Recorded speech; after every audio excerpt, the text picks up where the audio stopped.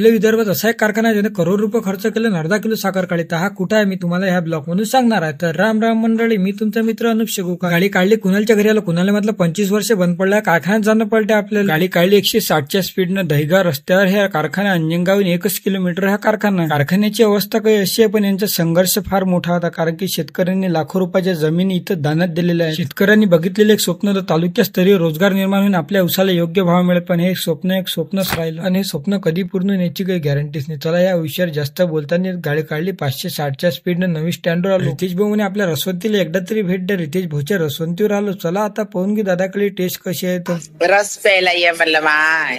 या मग तुम्ही पंचायत समितीच्या बाजूनं रसवंती आहे, त्याचा रस पेलून गाडी काढली शिवशक्ती पाणीपुरीवर आलो. तेलीमध्ये शेवपुरी बनवा चांगली 1 नंबर शेवपुरी दाबून दिली. आपल्या रेल्वे स्टेशनवर आलो अंजनगावचे. पैसे तर आणले पण तिकीट दिले कोणी नाही. रेल्वे स्टेशन बंद पडलेलं. रेल्वे स्टेशनची अवस्था काही अशी आहे भंगार खाना. आता हे रेल्वे कधी चालू होईल काही सांगताच नाही. 7 वर्षापासून रेल्वे बंद पडली. व्हिडिओ आवडला असेल तर लाईक करा, फॉलो करा, काही ना काही करा. चला मग आजच्या एवढंच, भेटू पुढच्या व्हिडिओमध्ये.